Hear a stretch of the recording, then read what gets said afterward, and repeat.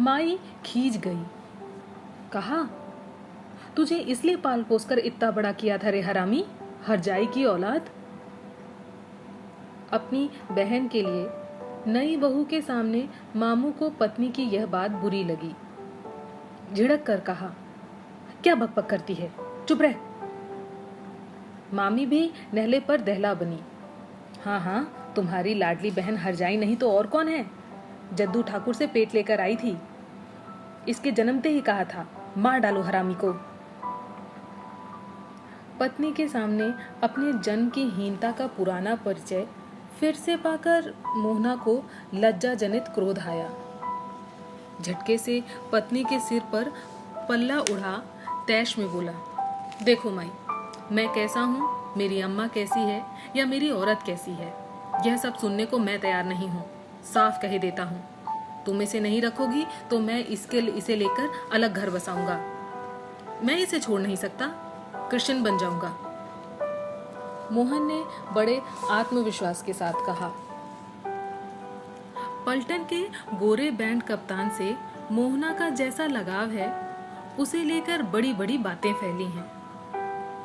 3 बरस पहले जब बैंड कप्तान के साथ उसके संबंध की बड़ी बदनामी उड़ी थी, तब भी मामी ने 2-3 बार तरह तरह से उसके जन्म वृतांत को घिनौनी गाली बनाकर खोला था। मोहन ने तब भी मामा मामी को यह धमकी दी थी कि मैं बाजा बजाना सीख रहा हूँ, मास्टर का साथ नहीं छोड़ूंगा, क्रिश्चियन बन जाऊंगा। मोहन जानता है कि सारे ऐब होते हुए भी वह निसंतान दंपत्ति की ममता का इकलौता केंद्र है। दोनों ही उससे प्यार करते हैं। मामा बोले, खैर अब जो हो गया सो हो गया, बकबक मत करो।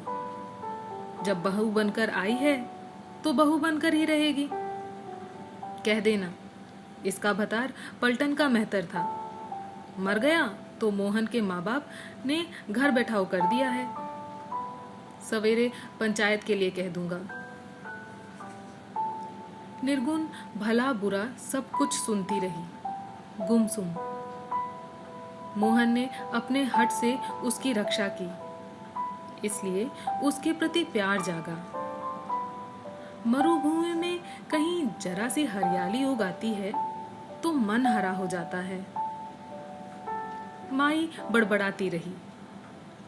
अपने नए कपड़े देखकर भी उसे संतोष न आया।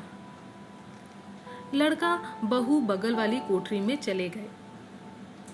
छोटी सी कोठरी, एक और कोने में एक के ऊपर एक 2-4 मटके धरे थे। गुबराया हुआ फर्श, वह भी जगह जगह से उखड़ा हुआ। सुअर के 2 बड़े बड़े बच्चे एक कोने में सर्दी से दुबक के पड़े हुए थे। ढिबरी लेकर पति पत्नी दोनों जब अपने सुहाग कक्ष में पहुंचे तो मोहना को पहली बार झींप लगी। वह बोला, होटल वाला कमरा अच्छा था, मेज, कुर्सी, एना, पलंग, सारा साहबी ठाट था।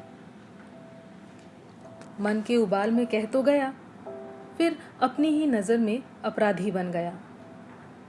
अभी थोड़ी देर पहले पुलिया पर बैठकर वह अपनी आबरू का जो बड़प्पन छांट आया था, वह उसे अब डंक मारने लगा।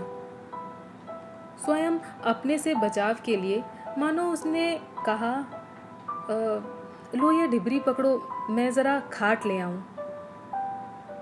निर्गुण ने धरती पर अपनी गठरी रखी और ढिबरी ले ली। नजर अपनी गठरी पर ही रही। मन में एक ही गूंगी चिंता थी कि इन पराये लोगों के घर में अपनी संपदा कैसे संभाले।